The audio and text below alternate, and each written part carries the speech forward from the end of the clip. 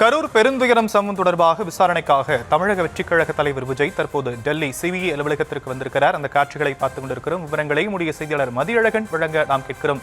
மதியழகன், இப்போ வரைக்கும் விஜய் கிட்ட மட்டும்தான் விசாரணை இருக்கு அப்படிங்கிற மாதிரியான விஷயங்களை நம்ம பார்க்கிறோம். இதுல எது போன்ற கேள்விகள் விஜய் எதிர்கொள்வார் அப்படிங்கிற ஒரு கேள்வியும் எழுந்திருக்கிறது. எவ்வளவு நேரம் விசாரணை போகும் அப்படிங்கறத நம்ம பொறுத்திருந்தா பார்க்க வேண்டியிருக்கு. தொடர்ந்து நம்முடைய செய்தியாளர் மதியழகன் இவரிடம் கேட்கலாம். அதற்கு முன்பாக சிபிஐ அலுவலகம் சென்றிருக்கிறார் தமிழக வெற்றிக் கழக தலைவர் விஜய். அந்த காட்சிகளை நாம் அண்மை செய்திகளாக பார்த்து வருகிறோம். கரூர் பெருந்துயர சம்பவம் தொடர்பான விசாரணை சிபிஐ கையிலெடுத்து விசாரணை மேற்கொண்டு வரக்கூடிய நிலையில் சில தினங்களுக்கு முன்பாக தமிழக வெற்றிக் கழகத்தின் முக்கிய நிர்வாகிகளிடம் 2 நாட்கள் விசாரணை நடைபெற்றதை தொடர்ந்து இன்றைய தினம் டெல்லி சிபிஐ அலுவலகத்தில் விசாரணைக்காக அக்கட்சியின் தலைவர் விஜய் வந்திருக்கிறார். சென்னையிலிருந்து தனி விமானம் மூலமாக புறப்பட்ட தலைவர் விஜய் டெல்லி சென்று அங்கிருந்து நேரடியாக சிபிஐ அலுவலகத்திற்கு சென்றிருக்கிறார். அவர் டெல்லி விமான நிலையத்தில் இறங்கிய இடத்திலிருந்து சிபிஐ அலுவலகம் வரையில் அவருக்கான பாதுகாப்பு ஏற்பாடுகள் போடப்பட்டிருந்ததையும் நாம் காட்சிகளாக பார்த்திருந்தோம். தமிழக வெற்றிக் கழகம் தரப்பிலிருந்து பாதுகாப்பு கேட்டுக் கொள்ளப்பட்டதன் அடிப்படையில் டெல்லி காவல்துறை இந்த பாதுகாப்பை ஏற்பாடு செய்திருந்தனர். தொடர்ந்து இது குறித்த விவரங்களை உடைய செய்தியாளர் மதியழகன் வழங்க நாம் கேட்கலாம். மதியழகன், இப்போ வரைக்கும் விஜய் கிட்ட தான் விசாரணை அப்படிங்கறத தெளிவா புரிஞ்சுக்க முடியுது. எது போன்ற கேள்விகள் அவரிடம் கேட்கப்படுவதற்கான வாய்ப்புகள் இருக்கு?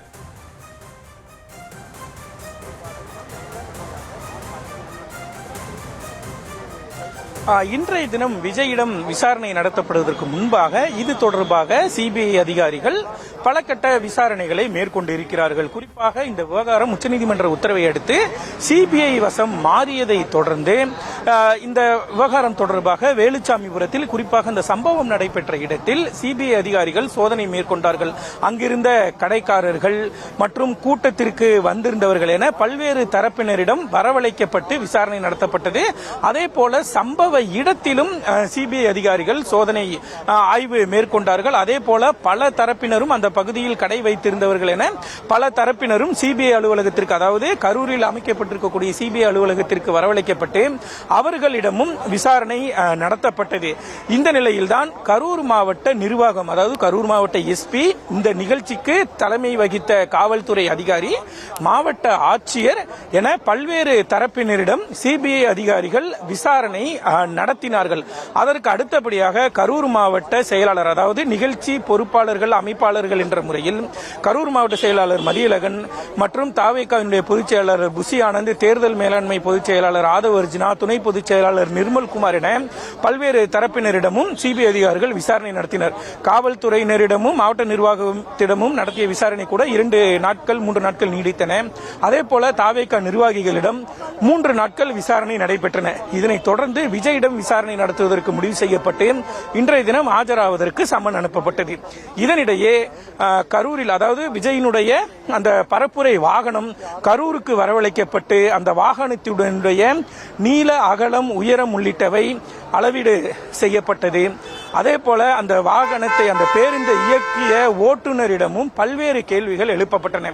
அதாவது இந்த வேலுச்சாமிபுரம் வந்தடைவதற்கு அந்த இடத்திலிருந்து வேலுச்சாமிபுரம் வரை எவ்வளவு வேகத்தில் இந்த வாகனம் இயக்கப்பட்டது, என்ன மாதிரியான அறிவுரைகள் அவருக்கு வழங்கப்பட்டன, என்ன மாதிரியான வழிமுறைகளை அவர் பின்பற்றினார் உள்ளிட்ட பல்வேறு கேள்விகள் அவரிடம் எழுப்பப்பட்டன. பேருந்தை அளவீடு செய்யும் பணிகளும் நடைபெற்றது.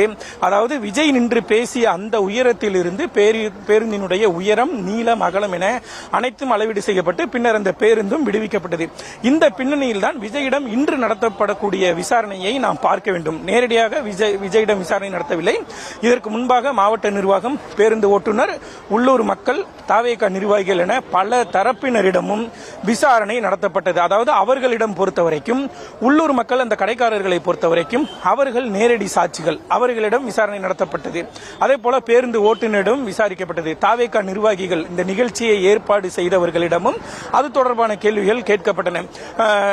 அதுபோக மாவட்ட நிர்வாகம், காவல்துறையை பொறுத்தவரைக்கும் அவர்கள் எந்த அளவிற்கு பாதுகாப்பு அளித்தார்கள், எந்த வகையில் பாதுகாப்புகள் மேற்கொள்ளப்பட்டன, அவர்களுக்கு வந்த கோரிக்கை என்ன, இந்த பெரும் துயரத்திற்கு காரணம் என்ன என காவல்துறை நினைப்பது உள்ளிட்ட பல்வேறு கேள்விகள் அவர்களிடம் எழுப்பப்பட்டன. அந்த பின்னணியில் தான் விஜயிடம் நடத்தப்படுகிறது. அதாவது விஜய்க்கு இந்த விவகாரத்தில் நேரடியாக எந்த சம்பந்தம் இல்லை என்றாலும் கூட அவரை வைத்துதான் அந்த கூட்டத்திற்கு, மக்கள் சந்திப்பிற்கு மக்கள் அழைக்கப்பட்டனர். அந்த வகையில் தான் விஜயிடமும் இன்றைய தினம் விசாரணையானது நடத்தப்பட இருக்கிறது. அதாவது விஜயை பொறுத்தவரைக்கும் இந்த விவகாரத்தில் விஜய் மீதும் சில குற்றச்சாட்டுகள் முன்வைக்கப்படுகிறது. அதாவது விஜய் சொன்ன நேரத்தை விட தாமதமாக வந்தார், சுமார் 7 மணி நேரம் வரை தாமதமாக வந்தார். அதே போல அந்த கோவை பைபாஸ் அந்த பகுதியிலேயே வாகனத்தை நிறுத்துமாறு கோரிக்கை வைக்கப்பட்டது. ஆனால் விஜய் அதனை கேட்காமல் 500 மீட்டர் அங்கிருந்து பயணித்து சரியாக அந்த வேலுச்சாமிபுரத்தில் பரப்புரை நிகழக்கூடிய இடத்திற்கு அவர் வந்தார். அதனாலும் இது போன்ற ஒரு நிகழ்வு ஏற்பட்டது என்ற ஒரு குற்றச்சாட்டை காவல்துறையும் மாவட்ட நிர்வாகமும் முன்வைக்கிறது. எனவே அது தொடர்பாகவும் விஜயிடம் கேள்விகள் கேட்கப்படலாம். இதுபோன்று நீங்கள் தாமதமாக வந்ததாக குற்றச்சாட்டப்படுகிறது, அதற்கு உங்களுடைய பதில் என்ன? வாகனத்தை முன்கூட்டியே நிறுத்துமாறு உங்களிடம் கோரிக்கை வைத்தார்களா, அல்லது பாதுகாப்பு ஏற்பாடுகள் உங்களுக்கு செய்யப்பட்டிருந்ததா, அடிப்படை வசதிகள் அங்கு செய்யப்படவில்லை என்ற ஒரு குற்றச்சாட்டு கூறுகிறது. இதற்கெல்லாம் உங்களுடைய பதில் என்ன போன்ற பல்வேறு கேள்விகள் விஜயிடம் முன்வைக்கப்படலாம். இது போன்ற ஒரு நிகழ்வு நடந்தது உங்களுக்கு தெரியுமா? ஏனென்றால் விஜய் அங்கு பேச தொடங்கிய பொழுதே அங்கு கூட்ட நெரிசல் ஏற்பட்டது என்ற ஒரு குற்றச்சாட்டு முன்வைக்கப்படுகிறது. அதே போல அடிப்படை வசதிகள் எதுவுமே செய்து கொடுக்கப்படவில்லை என்ற ஒரு குற்றச்சாட்டும் நிகழ்ந்திருக்கிறது, வைக்கப்பட்டு இருக்கிறது. இதெல்லாம் தொடர்பாக மாவட்ட நிர்வாகத்தினரிடமும் விஜய் கட்சியினரிடமும் ஏற்கனவே கேள்விகள் எழுப்பப்பட்டிருந்தாலும் கூட விஜயிடமும் அது தொடர்பான கேள்விகள் முன்வைக்கப்படலாம். குறிப்பாக தாமதமாக வந்ததாக கூறப்படும் குற்றச்சாட்டு, அடிப்படை வசதிகள் செய்யப்படவில்லை என்ற குற்றச்சாட்டு, பேருந்தை முன்கூட்டியே நிறுத்தம் செய்வதற்கு போலீசார் வலியுறுத்தினார்களா? அதே போல விஜய் வர அவர் முன்னிருக்கையில் அமர்ந்த பின்னர் அவர் உள்ளே சென்று விட்டார். அதே போல பேருந்தினுடைய விளக்குகளும் அணைக்கப்பட்டன போன்ற பல்வேறு குற்றச்சாட்டுகள் விஜய் மீது முன்வைக்கப்பட்டிருக்கின்றன. எனவே அது தொடர்பான கேள்விகள் தான் இன்றைய தினம் விஜயிடம் முன்வைக்கப்பட இருக்கிறது. அதற்கு விஜய் என்ன மாதிரியான பதில்களை அளிக்கிறார்? தாமதமாக வந்ததாக கூறப்படும் குற்றச்சாட்டுக்கு விஜய் என்ன பதில் அளிக்கிறார்? அடிப்படை வசதிகள் செய்யப்படவில்லை என்ற குற்றச்சாட்டிற்கு அவர் என்ன பதில் வைக்க இருக்கிறார்? அதே போல பேருந்தை முன்கூட்டியே நிறுத்துமாறு சொல்லப்பட்டதாக போலீசார் கூறுகின்றனர். அந்த குற்றச்சாட்டு உண்மையா? அப்படி என்றால் ஏன் நிறுத்தவில்லை? அதே போல அடிப்படை வசதிகள் விளக்கை அணைத்தது உண்மையா என பல்வேறு கேள்விகள் விஜயிடமும் வைக்கப்படும். அதற்கெல்லாம் அவர் என்ன பதில் சொல்கிறார்? அந்த பதில்கள் என்பது சிபிஐ அதிகாரிகளை அவர்களுக்கு கன்வின்ஸான வகையில் இருக்கிறதா, அதனை அவர்கள் ஏற்றுக்கொள்கிறார்களா என்பதையெல்லாம் பொறுத்துதான் அடுத்த கட்ட நிகழ்வு என்பது இந்த விஷயத்தை பொறுத்த வரைக்கும் இருக்கும். ஒருவேளை ஒரு கேள்வி கேட்கப்படுகிறது, விஜய் அதற்கு பதில் சொல்லும் பட்சத்தில் அந்த பதில் அவர்களுக்கு திருப்திகரமாக இருந்தால் அடுத்த கேள்விகள் கேட்கப்படலாம். இல்லை என்றால் அதிலேயே மாற்று கேள்விகளும் துணை கேள்விகளும் கேட்கப்படுவதற்கான வாய்ப்புகள் இருக்கிறது.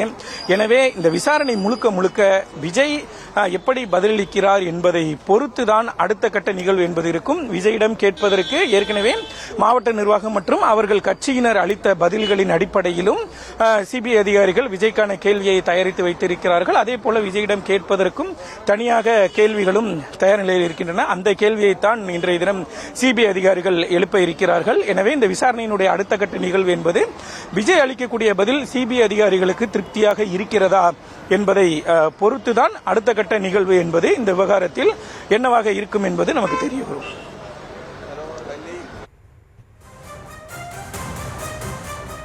மதியழகன், இந்த கரூர் பெருந்துயரம் சம்பந்தப்பட்ட வழக்கில் ஏற்கனவே பல்வேறு தரப்பினரிடம் விசாரணை மேற்கொள்ளப்பட்டிருக்கு. தொடர்ந்து அதனுடைய தொடர்ச்சியா இப்போ கட்சியினுடைய தலைவர் விஜய் கிட்ட விசாரணை மேற்கொள்ள திட்டமிட்டிருக்கிறாங்க சிபிஐ. இந்த விசாரணை எவ்வளவு நேரம் போக போகுது, என்னென்ன கேள்விகள் கேட்பாங்க அப்படிங்கிறது ஒருபுறம் இருந்தாலுமே கூட விஜய் கொடுக்கக்கூடிய வாக்குமூலத்தின் அடிப்படையில் இந்த வழக்கு சிபிஐ முடித்துக் கொள்வதற்கான வாய்ப்பு இருக்கா, இல்ல இவருடைய பதில்களை வைத்து திருப்பியும் மறுபடியும் மற்ற தரப்பு கிட்ட கேள்விகளை முன்வைக்கிறதுக்கான வாய்ப்பு இருக்கா, சம்மன் கொடுத்து வரவைப்பாங்களா, அது போன்ற வாய்ப்புகள் இருக்கா?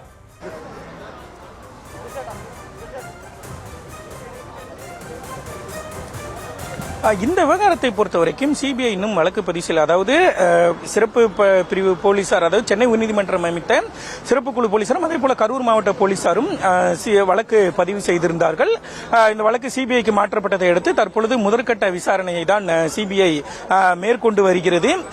இதில் வழக்கு பதிவு செய்வதாக இருந்தாலும் கூட யார் மீது செய்வது, என்ன பிரிவுகளின் கீழ் வழக்கு பதிவு செய்வதை எல்லாம் சிபிஐ அதிகாரிகள் தான் இன்னும் முடிவு செய்ய வேண்டும். அதாவது ஒரு கூட்டத்தை கூட்டி அந்த கூட்டத்தில் இந்த மரணம் ஏற்படுவதற்கான காரணமாக அமைந்தவை என்ற பிரிவுகளின் கீழெல்லாம் சிபிஐ அதிகாரிகள் வழக்கு பதிவு செய்யலாம். அதாவது நெக்லிஜென்ஸ் ஆஃப் டியூட்டி என்று சொல்வார்கள்.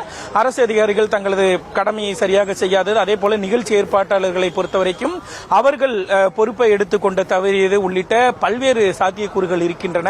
அதையெல்லாம் முடிவு செய்வதற்காக முன்பாக தான் தற்பொழுது ஆரம்ப கட்ட முதற்கட்ட விசாரணை என்பது நடைபெற்று வருகிறது. ஏற்கனவே சிபிஐ அதிகாரிகள் பல்வேறு தரப்பினரிடம் நடத்தப்பட்ட விசாரணையின் அடிப்படையில் அவர்கள் ஒரு முடிவுக்கு வந்திருப்பார்கள். மதியழகன் இணைப்பில் இருங்க, நம்ம தொடர்ந்து பேசலாம். மதியழகன் இணைப்பில் இருங்க, தொடர்ந்து பேசலாம்.